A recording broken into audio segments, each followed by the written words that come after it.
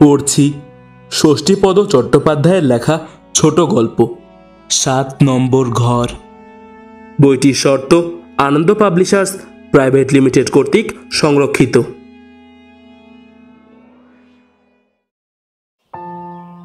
আমি তখন সবে স্কুলের গণ্ডি পেরিয়ে কলেজে ঢুকেছি। সেই সময় একবার আমরা দুজন বন্ধু মিলে ঠিক করলাম বিষ্ণুপুর বেড়াতে যাব। বিষ্ণুপুরে মল্ল রাজাদের স্থাপত্য এবং মন্দিরের টেরাকোটার কাজ দেখবার শখ ছিল বহুদিনের।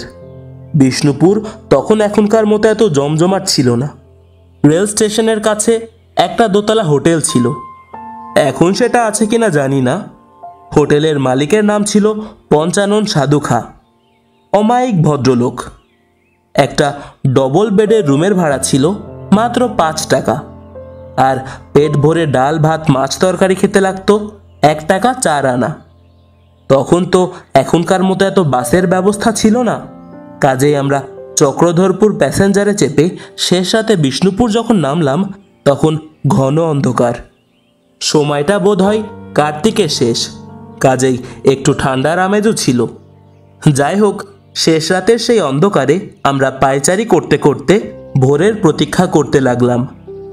আমরা যখন এইভাবে পায়চারি করছি তখন কোথা থেকে একটি বেটেখাটো ঘাড়ে গদ্দানে লোক এসে জিজ্ঞেস করলো আমাদের, বাবুরা কোত্থেকে আসছেন? আমরা আসছি হাওড়া থেকে। বিষ্ণুপুর বেড়াতে এসছেন বুঝি? হ্যাঁ। কোথায় উঠবেন কিছু ঠিক করেছেন? না, আগে সকাল হোক, তারপর দেখা যাবে।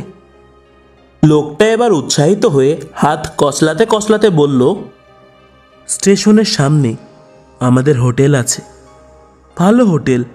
যদি দয়া করে পায়ের ধুলো দেন তো ধন্য হই।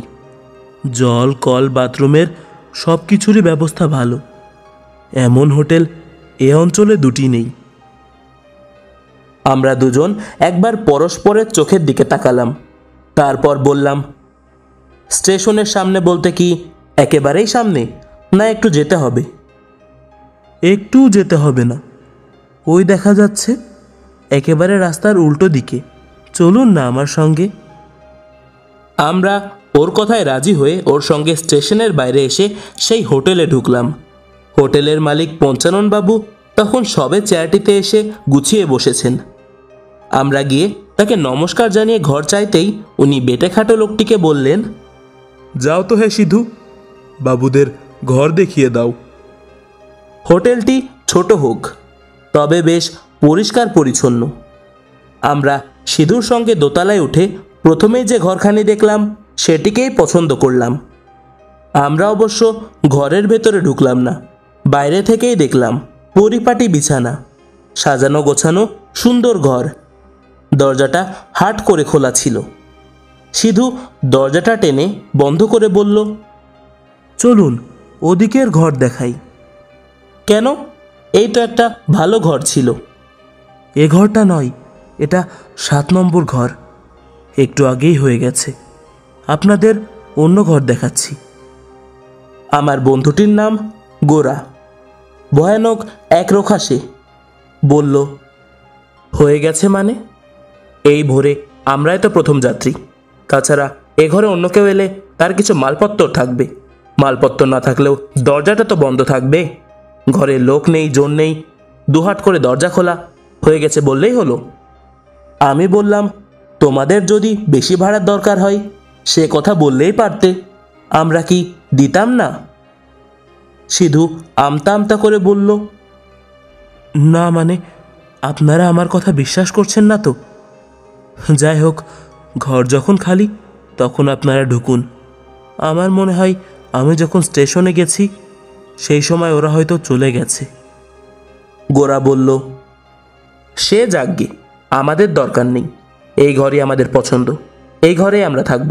তুমি যাও, এখন চটপট আমাদের জন্য 2 কাপ চা নিয়ে এসো দেখি। সিধু চা আনতে নিচে চলে গেল। একটু পরেই শুনতে পেলাম পঞ্চানন বাবুর গলা, ওই ঘরটা কে খুলল? কে? তা জানি না বাবু, ও ঘর তো খোলাই হয় না, সবসময় তালা দেওয়া থাকে।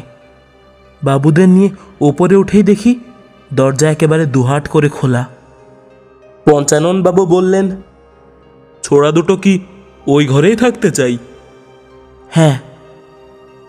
এরপর সব চুপচাপ। আমরা বিছানায় আধশোয়া হয়ে সবই শুনলাম। একটু পরেই সিধু এসে চা দিয়ে গেল। আমরা চা খেতে খেতে জানলা দিয়ে বাইরের দিকে তাকালাম। বাইরে তখনও অন্ধকার। একটি দুটি করে পাখির ডাক কানে আসছে তখন। খুব ভালো লাগলো পরিবেশটা। চা খাওয়া শেষ করে গোরা বলল, যাই, বাথরুমের কাজটা সেরে আসি এবার। আমি এলে তুই যাবি। এই বলে গোরা বাথরুমের দিকে এগিয়ে গেল। অ্যাটাচড বাথ, কিন্তু এ কি? বাথরুমের দরজা ঠেলতে গিয়ে দেখল দরজাটা ভেতর থেকে বন্ধ। গোরা একটু রাগী প্রকৃতির ছেলে। সে দরজায় জোরে ধাক্কা দিয়ে বলল, এই কে আছো ভেতরে? শিগগির বেরিয়ে এসো। বলার সঙ্গে সঙ্গে ভিজে শাড়ি পরা এক তরুণী চকিতে দরজা খুলে গোরার পাশ কাটিয়ে বেরিয়ে এসেই চোখের পলকে ছাদের সিঁড়ি দিয়ে বেয়ে উঠে গেল। আমরা দুজনে হতভম্ব। এ কি রে বাবা, এতক্ষণ রয়েছে এখানে, অথচ ওর কোনো অস্তিত্বই বুঝতে পারিনি। অবশ্য এমনও হতে পারে আমরা রয়েছি বলেই ভেতরে ঢুকে অপ্রস্তুতে পড়ে গিয়েছিল সে, লজ্জায় বেরোতে পারছিল না। কিন্তু যদি না গোরা বাথরুমে যেত, যদি আমরা চা খেয়ে দরজায় তালা দিয়ে বাইরে যেতাম, তাহলে তাহলে কি করতো বেচারি? যাই হোক, আমাদের মাথা ব্যথা নেই।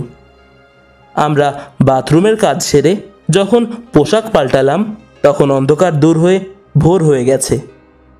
চারিদিকের প্রকৃতি বেশ স্পষ্ট দেখা যাচ্ছে। পাখির ডাক আরও বেশি করে শোনা যাচ্ছে তখন। জানলার ফ্রেমে লাল মাটির প্রান্তর আর ঘন সবুজের শোভা দেখে চোখ জুড়িয়ে গেল। আমরা ঘরে তালা লাগিয়ে বাইরে এলাম। তারপর একটা সাইকেল রিক্সা ভাড়া করে গোটা বিষ্ণুপুর ঘুরে দেখব ঠিক করলাম। রিক্সাওয়ালা 3 টাকার বিনিময়ে সব কিছু ঘুরিয়ে দেখাতে রাজি হলো। আমরা মাঝে মধ্যে তাকে জল খাবার খাওয়াতে লাগলাম। প্রথমেই আমরা মদনমোহন মন্দির দেখলাম। তারপর রাসমঞ্চ, দলমাদল কামান, লালদিঘি হয়ে গভীর বনের ভেতরে গেলাম বিষ্ণুপুরের নূরজাহান লালবাইয়ের নতুন মহলের ধ্বংসস্তূপ দেখতে। আমরা নতুন মহলের চারিদিকে ঘুরে দেখতে দেখতে পেছন দিকের বাগানে এসে অবাক হয়ে গেলাম। সেখানে ঘন ঘাসের ওপর শতরঞ্জি পেতে এক সুবেশা তরুণী টিফিন কৌটো খুলে খাবার ভাগ করছে। আমরা যেতে আমাদের চোখে চোখ পড়তেই হেসে বলল, আপনারা কাল রাত্রে চক্রধরপুর প্যাসেঞ্জারে এসেছেন না? হ্যাঁ, আপনি কি করে জানলেন? আমরা ওই গাড়িতে এসেছি। কোথায় উঠলেন? স্টেশনের সামনে ওই হোটেলে। গোরা বলল, হ্যাঁ। তরুণী বলল, আমরাও ওই হোটেলেই উঠেছিলাম। সিঁড়ি দিয়ে উঠেই প্রথমে যে ঘর, তাইতে 7 নম্বর ঘর। সে কি? তারপর যেই না শুনেছি এই ঘরে একবার একটা খারাপ ঘটনা ঘটে গিয়েছিল, সেই থেকে উপদ্রব হয়, অমনি পালিয়ে এসেছি ওখান থেকে। আমার স্বামীর আবার ভূতের ভয় খুব। গোরা আর কিছু জিজ্ঞেস করবার আগেই আমি ওর হাতে টান দিলাম। চল চল, দেরি হয়ে যাচ্ছে বলে বনের বাইরে এসে বললাম, আর এক মুহূর্ত এখানে নয়। ওই হোটেলে আমি আর ঢুকছি না ভাই। এবার বুঝতে পারছিস তো ভোরবেলা বাথরুম থেকে ও কে বেরিয়েছিল? গোরা বলল, তাই তো, ওর কথা একদম ভুলেই গিয়েছিলাম রে। ঠিকই তো, তবে আমরা হয়তো অহেতুক কল্পনা করছি। ও মেয়েটি ভূত না হয়ে মানুষও তো হতে পারে। আমার মন কিন্তু গোরার এই কথাই সায় দিল না। আমার ভূতের ভয় খুব, তাই ভয়ে বুক ঢিপ ঢিপ করতে লাগলো আমার। আমরা বেশ বেলা পর্যন্ত চারিদিকে ঘুরে বেড়িয়ে স্নান খাওয়ার পরে ঘরের দরজা বন্ধ করে তেড়ে একটা ঘুম দিলাম। বিকেলবেলা ঘুম থেকে উঠে দেখলাম হোটেলের অন্যান্য ঘরে আরও অনেক যাত্রী এসছে। দেখে খুব আনন্দ হলো। আমরা চাটা খেয়ে আশেপাশের লোকেশনগুলো আরও একটু ঘুরে দেখতে চললাম। সন্ধ্যের পর হোটেলে ফিরে এসে রাতের খাওয়া খেয়ে অন্য ঘরের 2-1 ভদ্রলোককে ডেকে এনে মেতে ওঠা হলো জোর তাস খেলায়। আমি অবশ্য তাস খেলা জানতাম না, তাই শুয়ে শুয়ে গল্পের বই পড়তে লাগলাম। তাস খেলা শেষ হলে ওরা সবাই শুতে চলে গেল, আমরাও শয্যা গ্রহণ করলাম। তারপর আলো নিভিয়ে শুধুমাত্র ব্লু রঙের ডিম লাইট জেলে রেখে দুজনে শুয়ে শুয়ে ভোরের মেয়েটির কথা আলোচনা করতে লাগলাম। গোরা বলল, খুব ভুল হয়ে গেল। ভদ্রমহিলার মুখে এই ঘরের দুর্নাম শোনার পরও পঞ্চানন বাবুকে জিজ্ঞেস করা হলো না ওই মেয়েটির কথা। মেয়েটি কে? আমি বললাম, যেই হোক, আমাদের যা দেখার তা তো দেখা হয়ে গেছে। কাল সকালেই আমরা চলে যাচ্ছি, অতএব কিছুরই দরকার নেই আজ। কোনো রকমে রাতটা কাটাতে পারলে আমাদের আর পায় কে? রাত তখন কত তা কে জানে। হঠাৎ বাথরুমের ভেতর প্রচণ্ড একটা শব্দ। ঠিক মনে হলো কে যেন একটা বালতিকে সশব্দে ফেলে দিল লাথি মেরে, অথবা শ্যাওলায় পা পিছলে বালতি শুদ্ধ হুমড়ি খেয়ে পড়ল কেউ। সেই শব্দে আমরা দুজনেই লাফিয়ে উঠে বসলাম। ডিম লাইটটা জ্বালাই ছিল। আমরা উঠে বসে জোরালো আলোর সুইচটা অন করে দিলাম। আলোয় ভরে উঠল গোটা ঘর। কি হলো? ব্যাপার কি? উঠে বসেই শুনতে পেলাম বাথরুমের ভেতর কি যেন একটা ছটফট করছে। আমি আতঙ্কে নীল। গোরা উঠে গিয়ে বাথরুমের দরজা ঠেলল, কিন্তু আশ্চর্য, দরজাটা সেই কালকের মতোই ভেতর থেকে বন্ধ। গোরা সশব্দে ধাক্কা দিতে লাগলো দরজায়।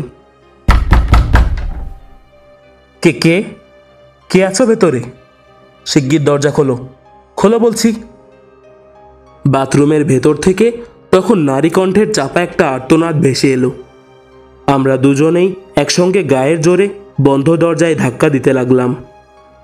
হঠাৎ দরজাটা খুলে গেল দুহাট হয়ে, আর তারপরেই যে দৃশ্য চোখে পড়ল তাতে দুজনেই শিউরে উঠলাম।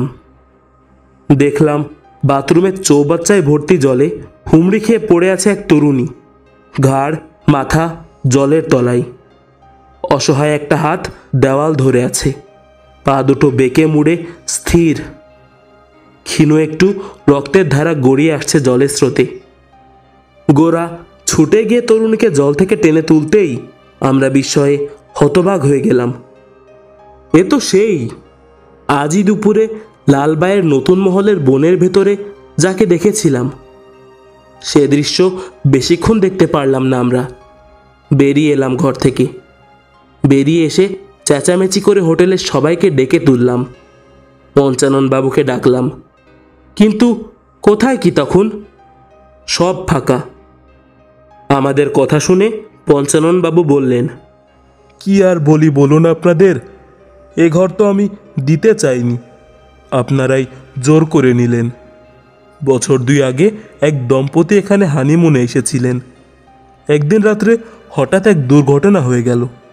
মহিলা মাঝরাত্রিরে বাথরুমে ঢুকেছিলেন, তারপর সম্ভবত পা পিছলেই হুমড়ি খেয়ে চৌবাচ্চায় পড়ে যান। বাথরুমের দরজা ভেতর থেকে লক করা ছিল। সেই থেকেই এই ঘরে কেউ থাকতে পারে না। আমরাও কাউকে ভাড়া দিই না, এটা সবসময় তালা দেওয়া থাকে। কিন্তু কাল ভোরে কে যে তালা খুলল। সে যেই খুলুক, আমরা আর থাকিনি। আমরা পঞ্চানন বাবুর টাকা পয়সা মিটিয়ে দিয়ে পরদিনই বিষ্ণুপুর ত্যাগ করেছিলাম।